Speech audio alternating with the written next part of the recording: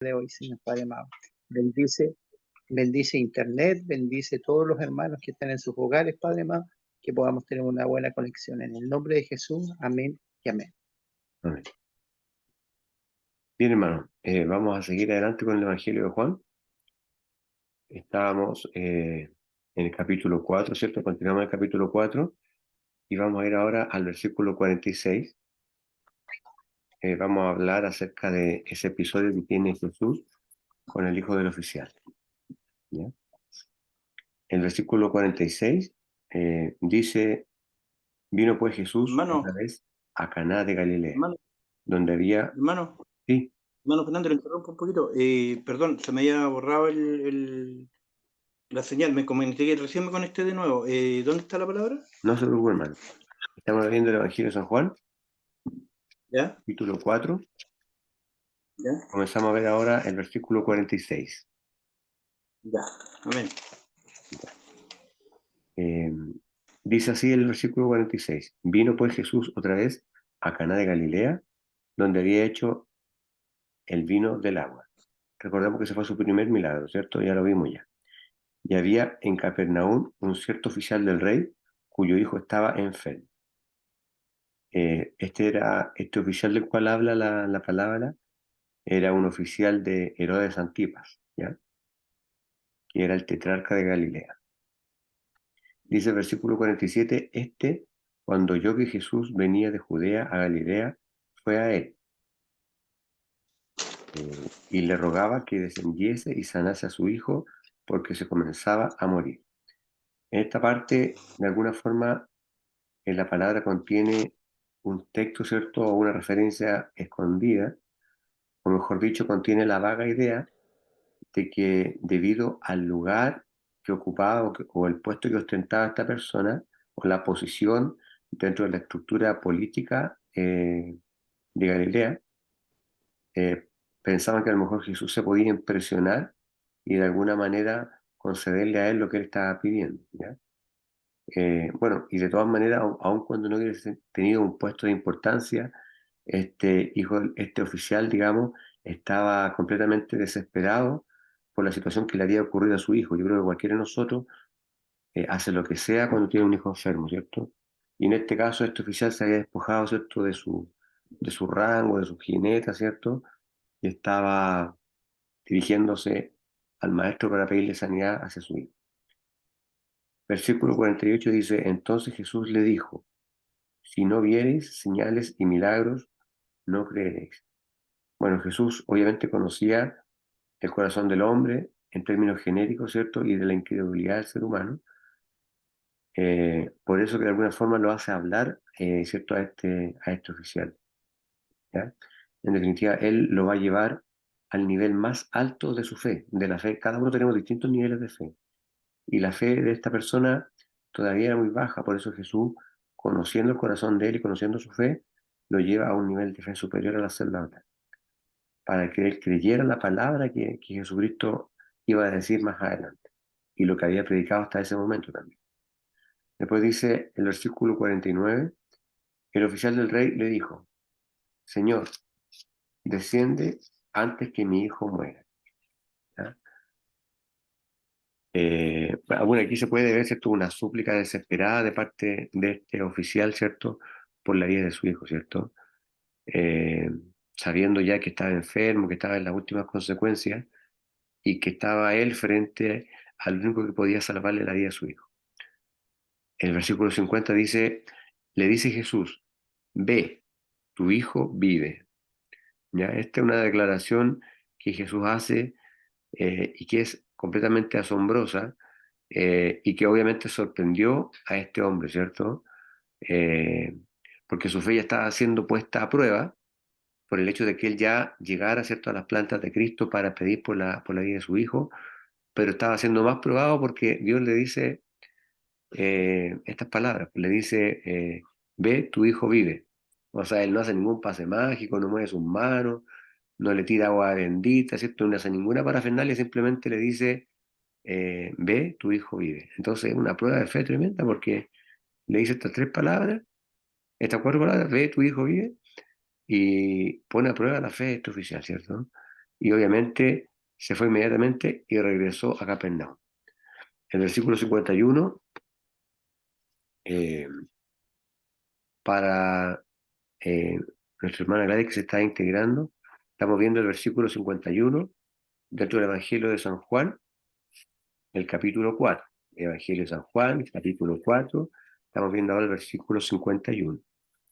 Y cuando ya, dice el versículo 51, y cuando ya él descendía, los siervos le salieron a recibir y le dieron nuevas diciendo, tu hijo vive. La palabra dice, ¿cierto?, que acá el oficial volvió a Capernaum y cuando iba llegando a su casa, salen a recibir a sus siervos y le dan la noticia de que su hijo estaba vivo, ¿cierto?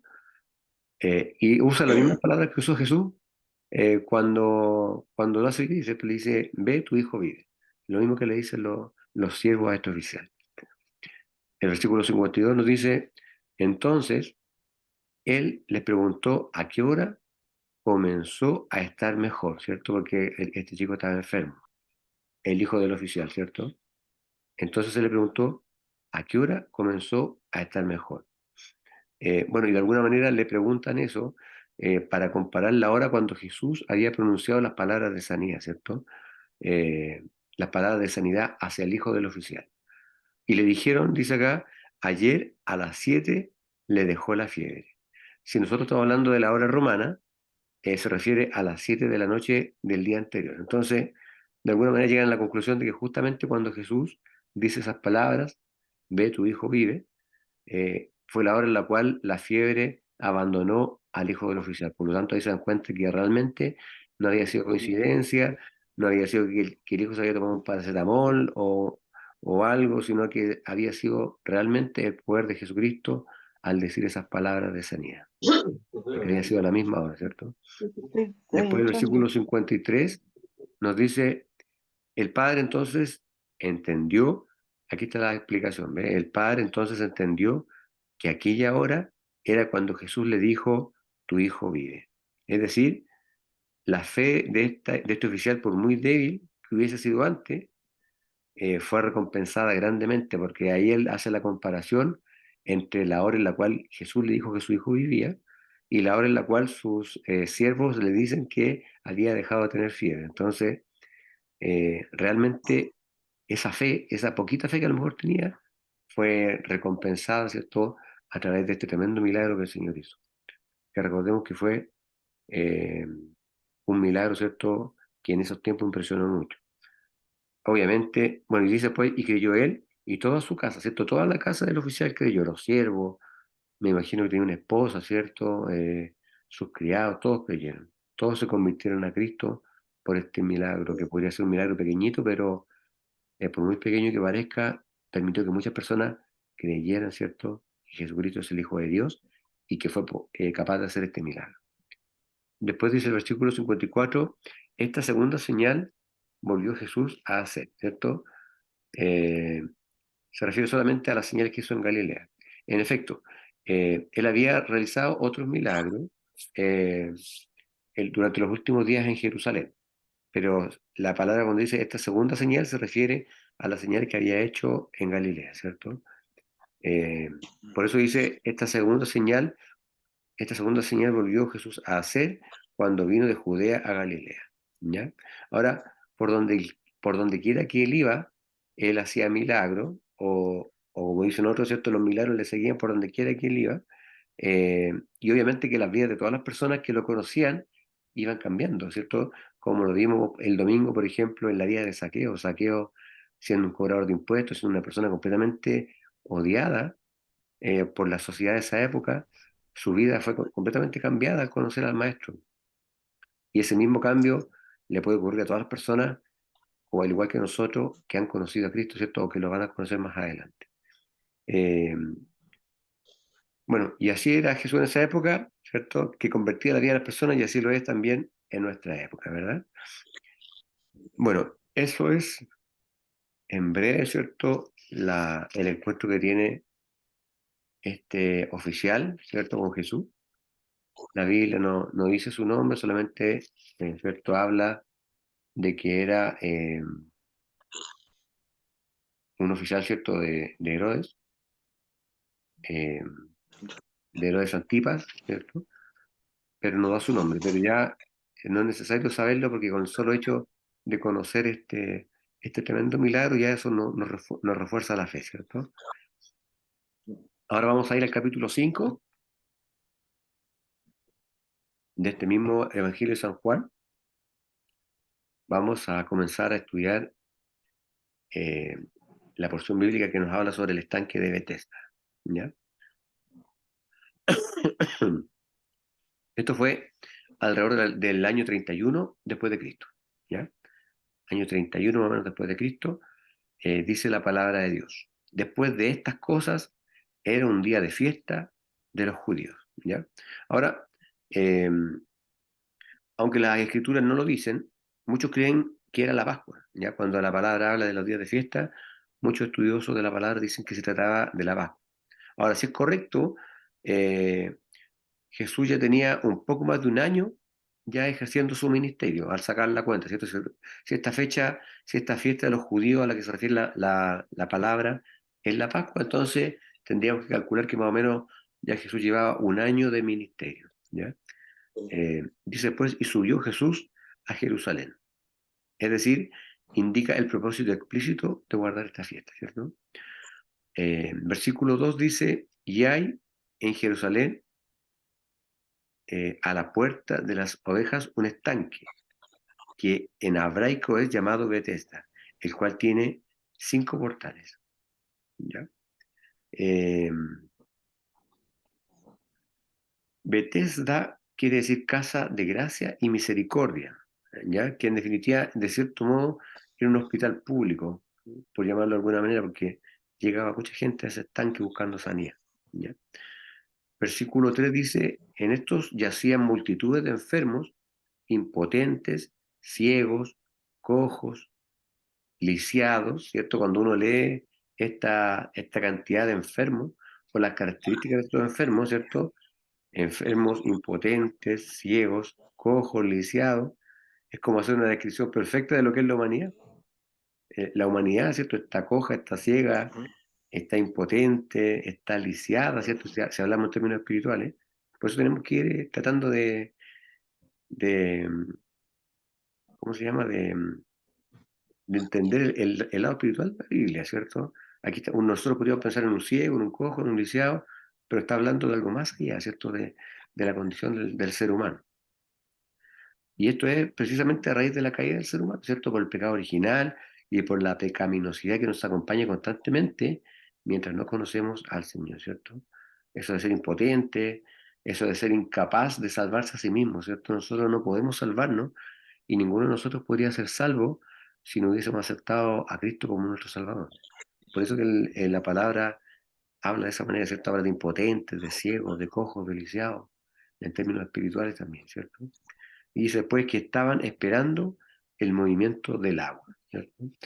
Después del versículo 4 nos dice, porque un ángel descendía a cierto tiempo al estanque y revolvía el agua. ¿Ya? Esto no es algo folclórico, sino que es algo concreto, de acuerdo, ¿cierto?, a lo que han establecido los eruditos. No es una frase folclórica de que era un movimiento espiritual, no, efectivamente hay testimonio de la época que era un ángel que bajaba y movía las aguas, ¿cierto? Y el que primero descendía en el estanque, seguimos leyendo, después del movimiento del agua, era sano de cualquier enfermedad que tuviese, ¿cierto? Eh, Ahora, bueno, vamos a hacer una reflexión. ¿Por qué? Porque al entrar los príncipes terrenales, ¿cierto? En una ciudad, en esa época, siempre acudían a la casa de los nobles o de los ricos, ¿cierto? Del lugar en el cual se encontraban, pero los pies del príncipe, de los príncipes, inmediatamente se dirigía a los lugares de miseria, ¿cierto? Cuando hablamos del príncipe de los príncipes, nos estamos refiriendo al Señor Jesucristo, ¿cierto? Él llegaba, por ejemplo, en este caso, ¿cierto? Llega a este lugar y se va al estanque de Betesda, que es el lugar donde había más necesidad, donde, como ya dijimos, estaban los cojos, los ciegos, los mancos, los impotentes, etcétera. Y lo que se hacía en esa época cuando un rey o un príncipe llegaba a un lugar era ir a juntarse con los ricos, con las personas adineradas, con las personas acomodadas, con las personas que tienen un buen pasar, pero el príncipe de los príncipes, que es nuestro Señor Jesús, él iba donde estaba la necesidad, como tenemos que hacerlo nosotros también. Tiene que ser un ejemplo para nosotros. Nosotros tenemos que buscar eh, calmarle la sed al sediento, consolar a la viuda, ¿cierto? Reconfortar al huérfano. Y como es el nombre de nuestra iglesia, ¿cierto? Jesús, Hijo del Dios ayudador, el ayudar a otros tiene que ser nuestro sello como iglesia. Tenemos que, a lo mejor nosotros no le vamos a arreglar la vida a las personas, pero a través de esa ayuda que nosotros le entregamos a las personas ven el amor de Cristo y se acercan a Él, como lo vamos a hacer este domingo, ¿cierto? Con la ayuda de Dios, con este caballero, con César, ¿cierto? Que llegó a la iglesia y que tiene tantas necesidades. Que si vamos a nuestros corazones y vamos a llegar ahí con una ayudita, sea mucho, sea poco, pero Él va a ver el amor de Cristo en eso que vamos a hacer este domingo, ¿cierto? Entonces el Señor, siendo el rey de los reyes, el príncipe de los príncipes, Él al lugar que llegaba, llegaba, ¿cierto?, al lugar de los más necesitados, que en este caso, ¿cierto?, llega a este, a este estanque de Bethesda, ¿cierto? Al lugar donde estaba el sufrimiento, donde estaba la necesidad, donde se hacía necesario, ¿cierto?, que las personas conocieran del Señor, ¿ya? Y dice en el versículo 5, y estaba allí un cierto hombre, ¿cierto? Dice eh, que hacía 38 años que estaba enfermo, ¿cierto? Ahora, la sanidad del hombre impotente, ¿cierto? De lo que estábamos hablando, hace contraste entre el poder vivificador de Cristo con la impotencia de la ley, ¿cierto? Por un lado, la ley era impotente para sanar al ser humano, porque la ley solamente ponía restricciones y buscaba crear seres legalmente perfectos, que por dentro estaban, ¿cierto? Completamente podridos, ¿cierto? En sus pecados, en sus malicias, en sus miserias, pero Cristo no, porque Cristo venía a limpiar, ¿cierto? A salvar lo que se había salvado, y pues, se generaba, ¿cierto? Esa diferencia entre lo que era la ley y lo que era lo que el Señor venía a imponer a través de su palabra, ¿cierto? ¿Por qué? Porque la ley exigía un esfuerzo de parte del pecador, exigía que el pecador se esforzara, ¿cierto? Por no tener malos pensamientos, se esforzara, ¿cierto? No sé, por diezmar o se esforzara, ¿cierto? Por dejar de comer ciertos alimentos o por cumplir la cantidad de normas que tenía establecidas a través de la ley, pero a través de Cristo no había que hacer ningún esfuerzo. Al contrario, solamente había que hacer ese acto tan simple de abrir nuestro corazón, de dejar de lado, ¿cierto? Nuestra humanidad, nuestra desgraciada humanidad, nuestra pecaminosidad, y entregarnos a Cristo, ¿cierto? Y todo el esfuerzo lo hizo el Señor en la cruz. Nosotros no tuvimos que hacer ningún esfuerzo y nada más tenemos que hacer si nuestro aceptarlo ha sido verdadero y ha sido genuino. Hay muchas religiones en este tiempo que se confunden y creen que después de aceptar a Cristo hay que levantar una iglesia, o hay que ser encargado de una obra, o hay que diezmar, o hay que ofrendar y seguir haciendo cosas para no perder la salvación. No, el Señor ya hizo la obra, ¿cierto? Y pensar que uno puede hacer algo más es pisotear la sangre de Cristo. Cristo ya derramó su sangre y si usted lo aceptó, lo recibió como su Salvador de manera genuina, después usted va a hacer obras, pero no porque sea necesario para su salvación, sino que porque el Espíritu Santo es el que lo llama a ayudar a otro. El Espíritu Santo es el que lo impulsa a pararse en una esquina a predicar. El Espíritu Santo es el que lo llama a acoger al huérfano, ¿cierto? A ayudar a la viuda, a entregar un vaso de agua, lo que sea. Después vienen las obras, como dice Santiago, ¿cierto? Producto de la ayuda del Espíritu Santo. Pero no es que las obras que hagamos después como iglesia nos vayan a salvar. Si ya somos salvos por la misericordia y la gracia de Dios. Y es una salvación que ninguno de nosotros se merecía. Entonces dice, todo esto que yo le dije lo puede después repasar en Romanos 5:6. Ahí está como más profundizado el tema. Ahí habla, ¿cierto?, de ese contraste que hay entre la ley, en la cual nos exigía mucho por hacer, y la gracia de Cristo, en la cual solamente Cristo hace todo y nosotros solamente tenemos que recibir. Decía, ¿cierto? Y estaba, en el versículo 5, y estaba allí un cierto hombre que hacía 38 años que estaba enfermo, ¿cierto? Es como un tipo perfecto de Israel, ¿cierto? ¿Por qué? Porque Israel, por su pecado, estaba completamente, o quedaba, mejor dicho, incapacitado, y quedó encerrado en un desierto por casi 38 años, ¿cierto? Y es como una similitud Y mejor dicho, es una similitud y no una coincidencia cuando el Señor habla de esta persona que hace 38 años estaba imposibilitado, ¿cierto? O enfermo. Siempre el Señor, todo lo que habla, siempre está hablando de ciertos números, de ciertas cantidades, repite mucho en la palabra el número 40, el número 7, ¿cierto? Y no son casualidades. Ahora está hablando del número 38, que es más o menos la cantidad de tiempo, ¿cierto? Que el pueblo de Israel estuvo, ¿cierto?, en esa ignorancia y completamente perdido, ¿cierto?, por no reconocerlo como el Salvador. Por eso habla de los 38 años de esta persona enferma que llega, ¿cierto?, a este estanque de Bethesda. Después dice el versículo 6, cuando Jesús vio a este echado, eh, y una vez más, ¿cierto?, estamos hablando, ¿cierto?, de un cuadro, es como mirar un cuadro del pueblo de Israel en esa época, ¿cierto? Pero también es un cuadro de estar mirando a la humanidad, ¿por cierto? Porque cuando Cristo llegó a nuestras vidas, nosotros pensábamos que estábamos haciendo todo bien, pensábamos que estábamos perfectos, ¿cierto? Con lo mucho o poco que teníamos, o con lo mucho o poco que estábamos haciendo, pero estábamos completamente echados, estábamos perdidos. No íbamos a llegar a ninguna parte si no seguíamos a Cristo. Eh, entonces, por eso habla del versículo 6, cuando Jesús vio a este echado, a este enfermo, ¿cierto?, que había estado 38 años esperando poder llegar a la sala después que éstas tenían el movimiento, es como un símil con el pueblo de Israel, pero también es un símil con toda la humanidad, ¿cierto? Y entendió que ya había mucho tiempo, le dice, ¿quieres ser sano? ¿Cierto? Jesús le habla a este enfermo y le pregunta si quiere ser sano. Ahora, sin lugar a duda, eh, esta es una de las interrogantes más importantes de todos los tiempos, ¿cierto? Yo creo que a todos nosotros en algún momento el Señor nos confrontó en términos espirituales o a través de un instrumento y nos preguntó si queríamos ser sanos, porque Dios no obliga a nadie. Dios no obliga a nadie que lo acepte. Él es muy caballero y Él nos pregunta, ¿cierto? A través de algún instrumento, a través, ¿cierto?, de una predicación, al leer nuestra Biblia, si nosotros queremos ir a sus plantas, si queremos entregarnos a Él, ¿cierto? Ninguno de nosotros está obligado al Evangelio. A ninguno de nosotros nos pusieron una pistola en el pecho para llegar a la iglesia, ¿cierto? Cada uno de nosotros, por su propia voluntad, confesó con su boca, creyó en su corazón y aceptó a Cristo como su Señor. Entonces, por eso le dice, ¿quieres ser sano? ¿Cierto? Porque sin lugar a duda, esta es una de las interrogantes más importantes para toda la humanidad. Y en particular, ¿cierto?, para este lisiado, ¿cierto?, que estaba a 38 años, hace 38 años tratando de alcanzar la sanidad física, ¿cierto? Eh, porque no se puede ser sano en términos espirituales sin Jesús. Podemos ir a un doctor, nos puede sanar, ¿cierto?, nuestra enfermedad, pero la sanidad espiritual solamente la logramos a través del Señor, ¿ya?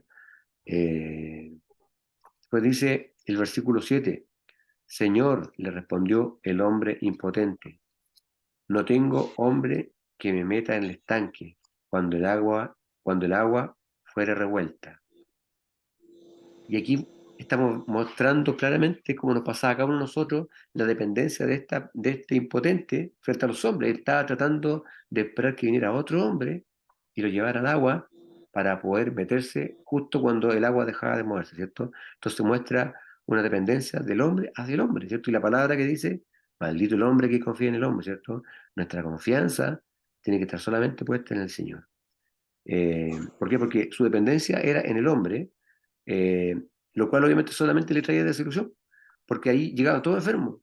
Ninguno iba a querer darle su puesto para lograr la sanidad física. Entonces, claro, a lo mejor él le pedía que lo llevara al agua, pero como llegaban puros enfermos, todos preferían meterse antes que él, y finalmente él, tratando de confiar en el mismo ser humano, no alcanzaba nunca la sanidad física, porque todos preferían ocupar ese lugar que era un lugar de sanidad, excepto al entrar primero al agua. Después dice, porque entre tanto que yo vengo, otros antes de mí han descendido, ¿cierto? Bueno, el amor sin duda de Jesucristo seleccionó a este hombre, porque Dios, no olvidemos, ¿cierto? Como nos recordó nuestro hermano Esteban en alguna predicación, que Dios es omnisciente, Él sabe todas las cosas, y Él sabía que esta persona era la más necesitada del lugar, por el tiempo que estaba esperando, por la aflicción que tenía. Entonces, el amor que sintió el Señor por esta persona lo hace elegirlo, sin lugar a duda, para ayudarlo, en términos físicos, en términos de enfermedad, ¿cierto? En términos de incapacidad también, de entre todas las personas que estaban en ese lugar. Por eso que lo eligió eh, como como una forma de ejemplo para todas las naciones, para todos nosotros, para todos aquellos que conocieron, que estamos conociendo y que van a conocer esta palabra mientras el Señor no venga, ¿cierto? Va a ser es un ejemplo del amor de Cristo hacia el más necesitado, que era precisamente esta persona que llevaba 38 años esperando poder meterse al estanque y lograr la sanidad física. El versículo 8 dice, le dice Jesús, levántate, toma tu lecho y anda. Y esto es emocionante porque ¿cuántos años esperó usted para ser salvo?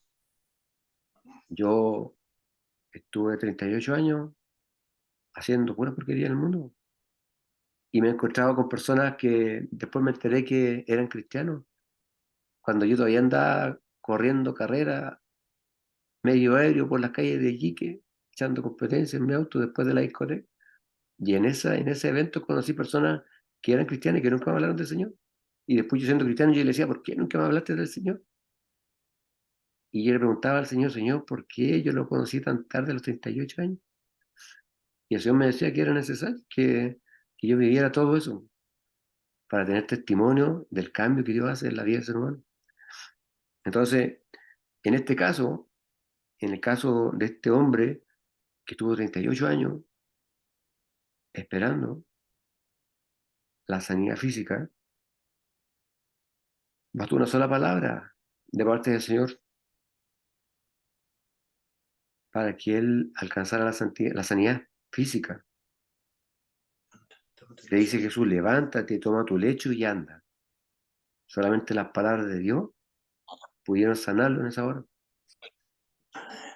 El versículo 9 dice, y luego aquel hombre fue sano y tomó su lecho y se iba.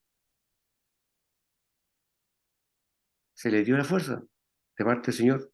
Y este hecho fue demostrado cuando el hombre cargó su lecho. Ahí las personas se dieron cuenta que efectivamente estaba ocurriendo un milagro, porque una persona que había estado postrada durante 38 años tomó su lecho, se paró.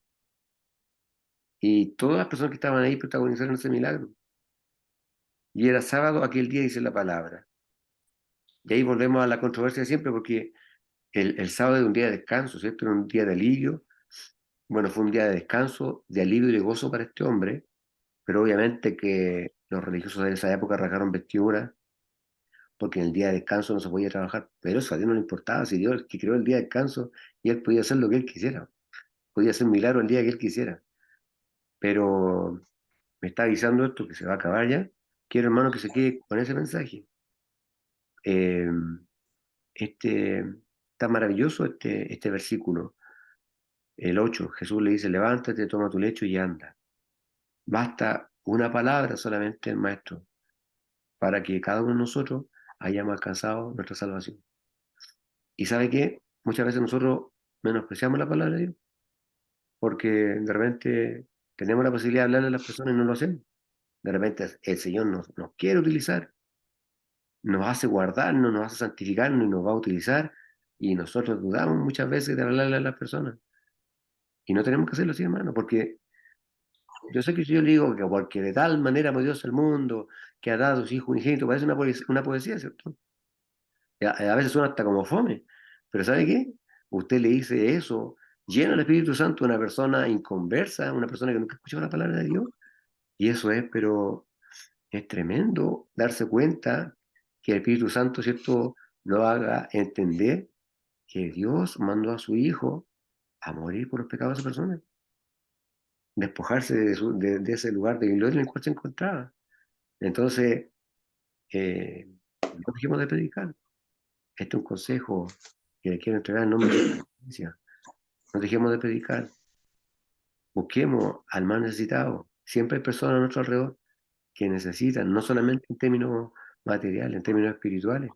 Y no se preocupe de que sea una persona, un gerente, o que sea una persona importante, porque esas son las que tienen más necesidad. Por ahí alguien decía, esto no es bíblico, pero por ahí alguien decía que muchas veces el diablo tiene a las personas llenas de riqueza, llenas de cosas buenas, ¿cierto? No de bendiciones, porque el diablo no bendice, pero lleno de cosas materiales para que no tengan necesidad, para que no busquen a Cristo. Porque muchas veces la necesidad, la gente busca al Señor. Por eso que en la cárcel se convierten tanto, porque están completamente quebrantados. Pero hay personas que tienen mucho y que están completamente vacías, que buscan satisfacción en cosas completamente banales. Entonces, quedémonos con este ejemplo de parte del Señor. El Señor buscó lo que estaba más mal, lo que estaba más destruido. Se fue al lugar donde había más necesidad, donde había más miseria, a entregar ese mensaje de amor. A decirle a ese hombre, levántate, toma tu lecho y anda. Y bastó esa sola palabra, después de 38 años de miseria, para que esta persona obviamente fuera sanada, y al ver el milagro de Dios, por supuesto, que le tiene que haber aceptado. No, no vamos a seguir leyendo, lo más probable es que más adelante lo aclare, pero yo creo que sí. Después de ver esa sanidad en sí mismo, lo más probable es que esa persona haya aceptado a Jesucristo como su Señor. Amén. Quedémonos con eso eh, para que, como ya le aconsejé la clase anterior, la sesión anterior, mejor dicho, vaya usted haciendo sus apuntes, ¿cierto? Vaya preparando una palabra ahí para que en cualquier momento el Señor lo pueda usar para bendecir a la iglesia. Vamos a quedar entonces hasta el versículo 8 en esta oportunidad, y voy a pedirle a mi hermana Daniela que nos pueda despedir este servicio con una oración. Amén. Amén. ¿Se escucha? Sí. Gracias te damos, Señor Jesús, en esta hora, Señor, por tu infinita misericordia, Señor, que usted tiene con nosotros, Señor. Rogamos, Señor Jesús, que este estudio bíblico, Señor, que esta palabra, Señor, la podamos guardar, Señor, en nuestro corazón, en nuestra alma, Señor, y así ponerla por obra, Señor amado, que sea alimento para nuestras vidas, Señor amado. Gracias, Señor Jesús, porque tú nos entregas tu palabra, Señor, y nos enseñas a través de ella, Señor amado. Es el manual de vida, Señor, de nosotros, Señor, en donde nos regimos, Señor, en donde realmente, Señor Jesús, somos verdaderos hijos tuyos, Señor. Ayúdanos, Señor Jesús, a crecer, Señor, espiritualmente, Señor. Te pedimos, Señor, que tú seas con nosotros, con cada uno, Señor amado, con cada familia, Señor, que tu bendición sea con cada uno de ellos, Señor. Señor. Lo seas protegiendo, Señor. Usted supla cada necesidad que alguno tenga, Señor, ya sea, Señor, espiritual, Señor, material o de sanidad, Señor Jesús. Usted sea obrando, Señor, según su voluntad, Señor amado. Amén. Porque sabemos que usted tiene el control, Señor, de nuestra vida, Señor, y de todas las cosas, Señor, como dice su palabra, Señor, en el cielo, Señor, y abajo en la tierra, Señor amado, y aún, Señor, en lo profundo, Señor. Padre bendito, Señor, le rogamos, Señor, que, que bendiga a todos mis hermanos que están conectados, Señor, en lo que no pudieron estar, Señor. También usted bendígale, Señor amado, nuestra hermana Paola, nuestro hermano Alex, Señor Jesús, mi hermana Cecilia, Señor, mi hermano Esteban, Señor, Amén. nuestra hermana Gladys, Señor, nuestro hermano Jorge, Señor, que usted sea con ellos, Señor, el día de mañana, que sea un día de bendición, Señor, un día bendecido, Señor, y rogamos, Señor, que sus ángeles acampen alrededor nuestro, Señor Jesús, y nos sea guardando durante esta noche, Señor. Te lo pedimos y se lo agradecemos todo en el nombre de su Hijo Jesús. Amén. Amén. Bien, hermano, con esto terminamos el estudio. Que Dios le bendiga y nos vemos el domingo con la ayuda del Señor. Amén. Buenas noches. Buenas noches, Buenas hermano noches. Esteban, hermano Jorge. Mamita, buenas noches. Chao, nos Saludos a vemos. mi papi. No, buenas Buenas noches. noches. Chao. Chao, Buenas ahí nos noches. vemos por rato. Saludos. Ya, chao. Que Saludos. estén bien. Chao, chao. Chao. Chao.